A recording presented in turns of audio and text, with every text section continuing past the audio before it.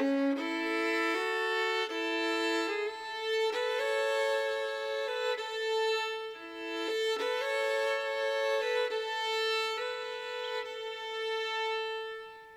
at Prospect Hill Plantation, which is sort of the nexus of the whole story of Mississippian Africa. It's a very odd story that few people know about that encompasses the U.S. and Africa and the freed slave colony. That the largest group came from this plantation and immigrated to Liberia in the 1840s. Well, Prospect Hill was founded by Isaac Ross, who was a Revolutionary War veteran from South Carolina who came to the Mississippi Territory in 1808 with a large group of slaves and free blacks. Some of the free blacks had fought alongside him in the Revolution, and the slaves themselves were mostly of mixed race and had come from several plantations in South Carolina. And so he came here and established this plantation, arranged for the free blacks who fought with him to buy land in the area. And he set up, what by slave-based plantation standards was a fairly egalitarian arrangement. I mean, the slaves had a certain autonomy. He was obviously very close to them, and he never bought or sold anyone. And so the slaves became a really tight-knit community. And when he realized that he was going to die and the slaves would end up being sold or would just become common slaves, he wrote in his will that at the time of his daughter's death, the plantation would be sold and the money used to pay the way for those slaves to immigrate to Liberia, where a freed slave colony had been established by the American Colonization Society. The American Colonization Society was comprised of two seemingly conflicting organizations, or groups. One was abolitionists who felt that they would make the emancipation more palatable by providing sort of a mechanism for, essentially, while not exactly deporting the free blacks, but making it, in the South there was so much opposition because the slaves in some areas, such as this one, outnumbered the slaveholders. So there was a lot of resistance to freeing the slaves because then they would be in the minority. And so the idea among the abolitionists was that if they could provide a way to remove a part of that population, that it would be more palatable to the South to accept the freeing of the slaves. So there were also a group of slave holders who supported it for basically the same reasons, that they felt that it was inevitable that that emancipation was going to come to pass, and that this was a way to remove a large population of free blacks. So it wasn't totally egalitarian in its approach. Isaac Ross couldn't just free his slaves. It was against the law in Mississippi to free that large of a group without legislative approval, which would not have been forthcoming. And he felt like this was the best chance they had to sort of control their destiny. And his daughter agreed. So he wanted to keep them in place until her death, at which time they would be allowed to immigrate. But his grandson contested the will, and that's when the drama started. Isaac Wade was the grandson who contested the will, a young guy in his early 20s at the time, and didn't like the idea of selling the family's plantation and giving the money to the slaves and freeing them. And so he contested the will. It went back and forth through all the local courts and eventually made its way to the Mississippi Supreme Court. So it was a decade that it was tied up. During that time, as the story went, a group of the slaves became dissatisfied, felt like he was going to prevent them from migrating to Liberia, and that they were not going to be freed. And so, as the story went, there was an uprising, and they set fire to the house one night, hoping to kill him. And the house burned. A little girl died in the fire. Isaac Ross Wade was his full name.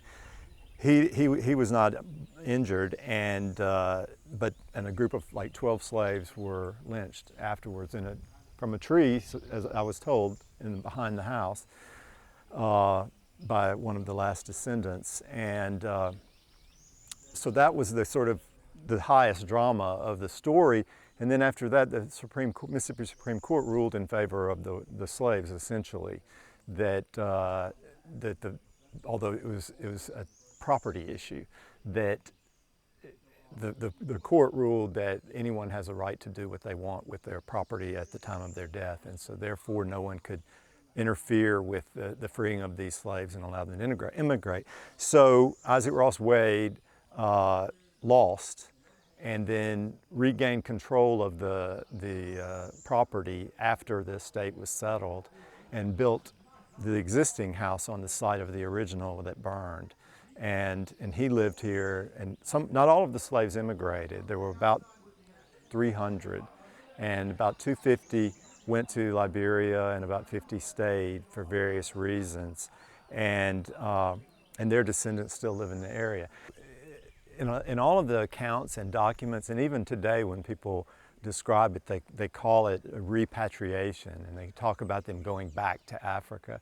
But you have to understand, these people, most of them, they were Americans. They had been here for 3, 4, 5 generations. So it wasn't like they were just going home. They were going back to the continent that their ancestors originally inhabited. But it was quite a risk on their part. There were representatives of the Colonization Society there who sort of set them up, and they made their way to Mississippi and Africa and started from scratch, basically, and started farming and trading and building the houses. But that first year, I'm sure, was really, really challenging for them. And in the letters that they wrote back to Prospect Hill, and the only way they could communicate with the slaves who stayed was to write Isaac Ross Wade.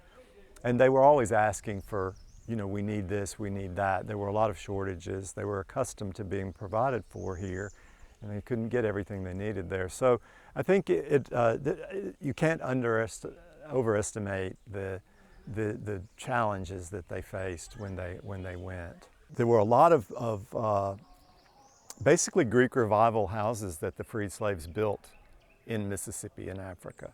And across the river was Louisiana in Liberia, which was settled by freed slaves from Louisiana. There was a Georgia, there was a Virginia, a Kentucky, a Maryland County, and all of those people came from those states in the U.S. And so they took their culture, what they knew here, there. They built houses like this one because, after all, they're the ones who built this house, so they knew how to do it. There were a few of the freed slaves who immigrated to Liberia who made bad decisions, who enslaved local people. The slave trade was still going on, and some of the indigenous groups were involved in the slave trade, and so there was hostility immediately between them and the freed slaves who arrived. And so it's sort of like the colonists in the U.S. and the Native Americans. That was their approach toward the indigenous people, and they weren't allowed to vote, and some of them were enslaved. So my first effort was aimed at documentation. So I went through all of the court records, and then I started trying to just track down people, and I had no idea starting out that I was going to end up in a civil war in West Africa that was basically between the descendants of the indigenous people and the freed slaves, who had been sort of the upper class and had ruled over them. And so I was like, wow, it's like here, old times there, not forgotten either. I mean, it was still, this story was still playing out in the 1990s when I first started this in Liberia. So I thought, well, I'll just wait until the war's over, and then I'll go and see if I can find these people, because I'd found that they had settled in a place that they called Mississippi in Africa. I thought, there's a parallel universe out there that no one even knows about. How can we not know what happened to these people? I've got to find out. And eventually it became apparent that the war was just going to go on. The civil wars in Liberia went on from like 1990 to 2003. So it became apparent that if I was going to find out how this story played out in West Africa, I just had to go. So fortunately, in Monrovia, the capital, the fighting had moved about 100 miles out from the capital when I went. And so even though it was a war zone, I wasn't really in the middle of the fighting. It just made it a little more complicated to do my research, and a lot of the people had been displaced, but I found them, and so ultimately it paid off. I found that the local people totally embraced what I was there to do. People in Liberia recognized the U.S. is like the old country to them, you know, like, and it's also, of course, like people in you know, developing regions of the world all over.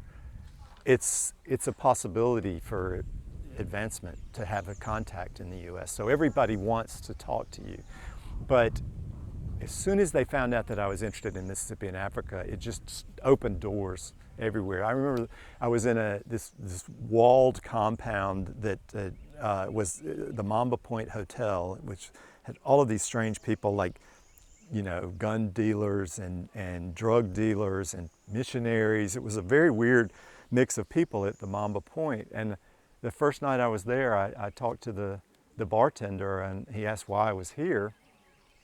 And I said, I'm planning to find people that immigrated to Mississippi and Africa. And he said, where are you from? And I said, I'm from Mississippi. And I said, how about you? And he said, I'm from Mississippi too.